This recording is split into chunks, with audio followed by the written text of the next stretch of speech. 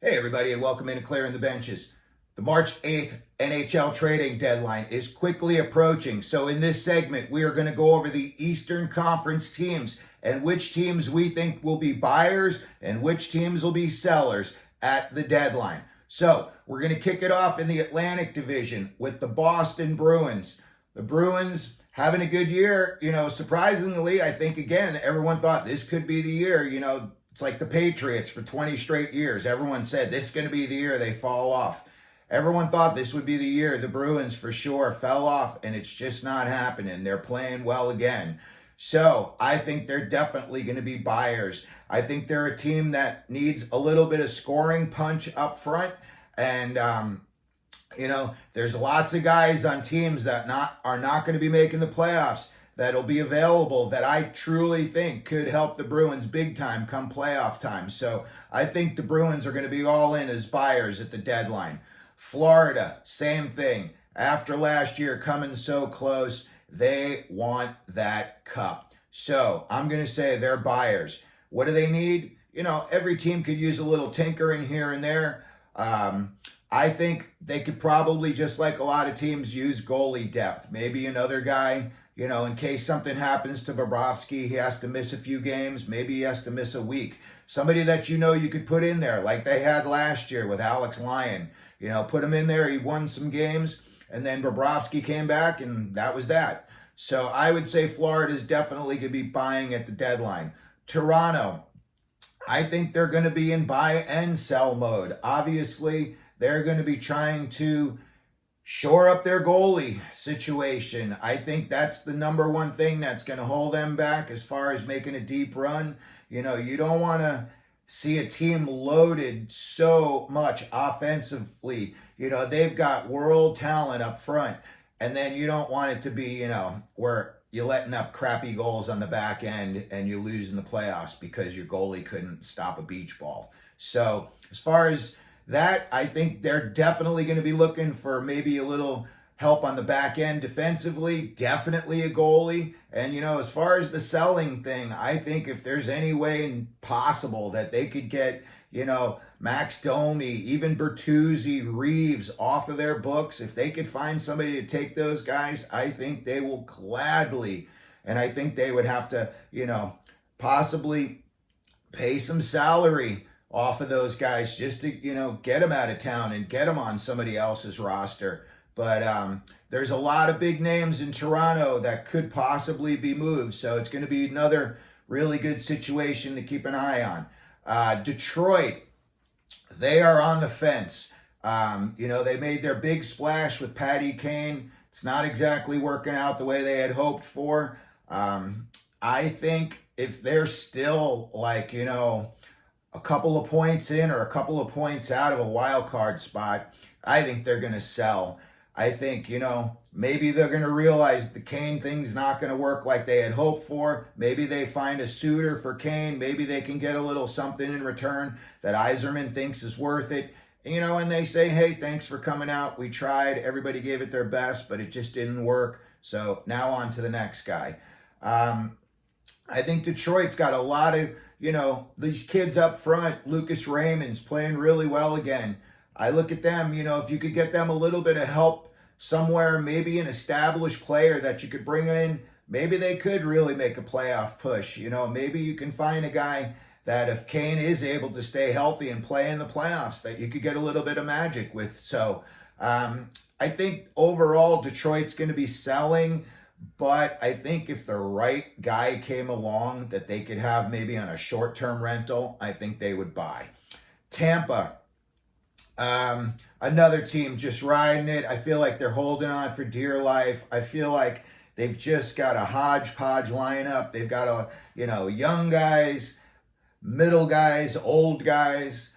And I think, unfortunately for them, their old guys are their better guys. Stamkos and Hedman. I'm pretty sure when those guys ride off into the sunset, it's going to be on the same horse. And that's going to be a huge hole for Tampa to fill. I know that, their GM does a great job finding guys here and there. And, they won the cups. And they, bought guys in like McDonough, and then they moved them out. I think, in this year, I think Tampa's going to sell. I think they're going to look at it and they're going to think, are we really going to make it that far in the playoffs? Vasilevsky's a great goalie, but are they really going to be able to beat, Boston, Florida, Toronto, the Rangers? Some of these teams that they're going to have to go against are really, really, really highly skilled. I personally just don't think Tampa's going to stick around. So I think they're going to sell. A lot of guys on that team are locked up for a few years. I think there's a lot of guys on that team that they just wouldn't move out because they want to be loyal to because of, the success they've had with these guys. And unless maybe the guy handpicked the team that he wants to go to, I don't think there's too many guys that they're going to be moving. Now, one of the guys that I think could possibly be moved, and I think he would be a great addition to any playoff team, is Tanner Jeannot. I know they just bought him in, they just signed him, they just gave up the house to get him, but it's not working out for Jeannot, it's not working out for Tampa, and I think Jeannot is a guy who's built for a playoff run, and you put him on a team, let's just say hypothetically Toronto, and I think he would make a lot of noise in the playoffs. So Tanner Jeannot, if Tampa does decide to sell, I could see him being a guy that they move out. Next up, Montreal. I think they're selling. I think they're just going to try to get assets. Maybe they're going to try to bring in somebody, that could help them defensively in the future. But as far as for this year, I think they realize they went as far as they could go, and they're going to sell. Buffalo. Another team I look at, it just did not work out this year. I think, unfortunately, Don Granato is going to lose his job at the end of the year. I'm hoping that, Buffalo is going to kind of keep it classy and, maybe the guy really did a great job with not much for a couple of years. And now that it's all supposed to happen and it's not, I feel like they need to give the guy, the benefit of the doubt and give him a little bit of extra rope. Who, if they decided to sell, who would they sell off? It's a matter of you're a playoff team and you're looking to find somebody that you can plug and play right now that is going to give you results.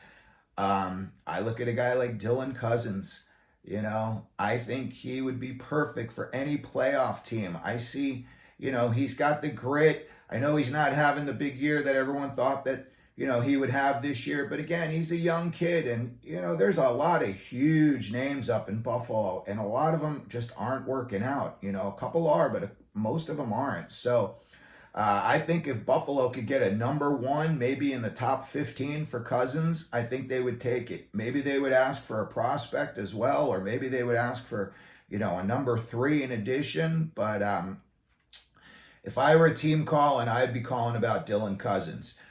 Last in the division, the Ottawa Senators. And this is a team I think they need to set up like a bank of phone lines because they're going to have so many people calling at the deadline asking, what would you want for this guy? What would you want for that guy? They got a lot of names that they bought in that just did not work out. They got off of DeBrincat real quick. They bought in Giroux, to try to help him get over the hump. Tarasenko, to try to help him get over the hump. They thought this was going to be the year, that the bubble burst and they came out. Not happening. They're dead last in that division. And I see a lot of names on there, even though they just bought him in and it was like a big high drama situation last year. Jacob Chikrin's name's already been rumored to be on the way out. So I don't know if that's something going on behind the scenes. Maybe they just don't want to pay his salary. Maybe it's just not working out for them on the ice with him and they want to move on. But, Shane Pinto is another guy. That's a guy that could help a team in the playoffs. Listen, he just had 40 games off. He's only going to be playing a half a season. If anyone's going to have fresh legs, I think it would be a guy like Shane Pinto. So, if you're a Sens fan, I think, unfortunately, you're going to see a lot of turnover on your team come trading deadline. So let's move over to the Metro. And first and foremost, the New York Rangers, I feel as though they're definitely all in. They've only got Laviolette signed coach for this year. They are all in. I think they're definitely buyers. They could always use some help on the defensive end of things. I think as far as their forwards go, they've got so much high-end talent, and some of it's not even producing, that I think it's just a matter of, getting what you're supposed to get out of the guys that you already have, and the Rangers would be okay. But I would definitely put down the Rangers as buyers if somebody came along they thought could help them in the playoffs. Same thing with the Philadelphia Flyers. I'm calling it. I think the Flyers are going to be in the playoffs. I think Tortorella has done a great job.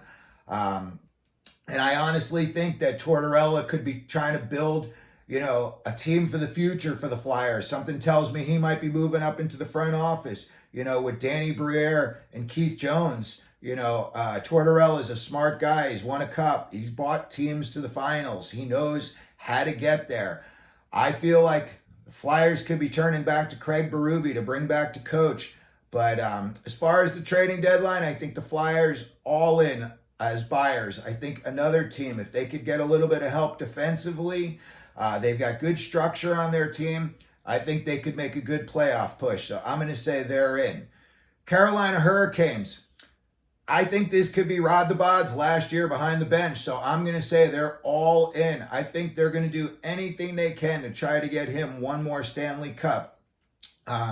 They've got, kind of a mixed lineup.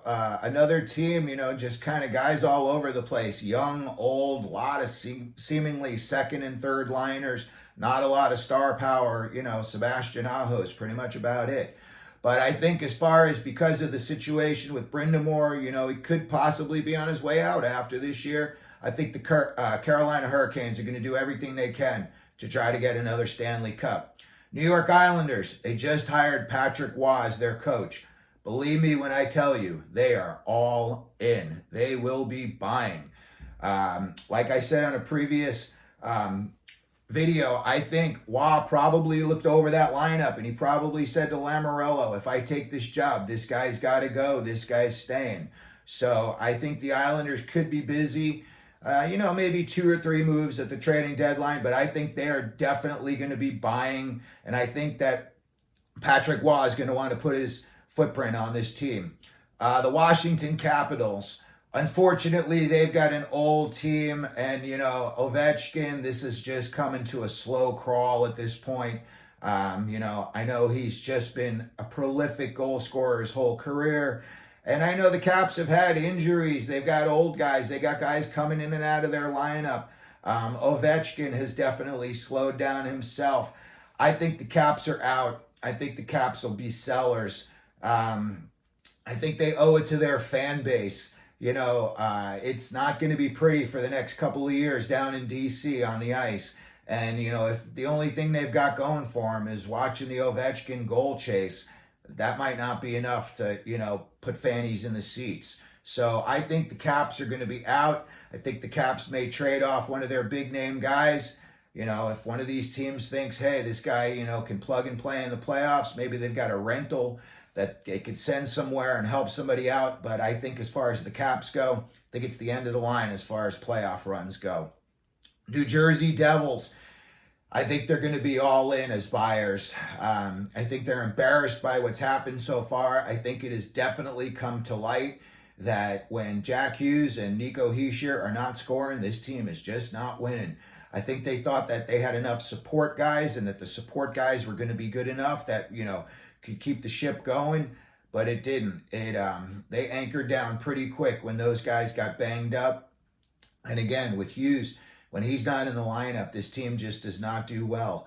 I would think that the Devils, if there's going to be a team that makes a blockbuster deal for a goalie, just a big name goalie, I don't know who it's going to be. It could be, Karel Vejmelka from the Coyotes. Maybe they give up the house and they want to get Connor Hellebuck out of Winnipeg, although I just don't see that happening. But I definitely think the Devils are going to be, if there's a big name goalie traded, I think the Devils are going to be involved in that trade. Next on, the Pittsburgh Penguins. I would say, looking at their lineup, it makes sense that they should sell. But, you got Malkin and Crosby, and you got Jeff Carter, a lot of older guys that, I kind of feel like maybe they kept around thinking that if they could sneak into the playoffs, they could get a good playoff push. So at this point, I would say that the Pens are still going to be in buy mode. I think they've got a couple of guys, maybe Raquel, if they could move on from him and bring something in that would, freshen up the locker room or, freshen it up out on the ice, maybe they'll go for it. But as far as the Penguins go, I think just because of the guys they've got on their team that they've held on to, I think they're going to be in buy mode. Now, opposite end of the spectrum, Columbus Blue Jackets, 100%. I think they are going to be in sell mode. I think they're going to tell everybody, grab a hard hat, we're blowing this thing up. I think they're going to just put a price tag on everybody, and it's going to say next to it, or best offer. I think everybody on this team, except for a few, and I mean a very few guys, Fantilli and, maybe Kent Johnson. But as far as that team goes, I think everybody's got a price tag over their head. And I think they're going to, I think the front office could get blown up as well. I think, come summertime, you might have all new guys running Columbus. So they may not want anything to do with some of the guys that they have on the lineup now. But I would definitely say that Columbus is going to be in sell mode. So that's it for the Eastern Conference. Let me know what you think your team's going to do down in the comments section. As always, if you could like and hit the subscribe buttons. And as we always do here at Clearing the Benches, let them know you're out there.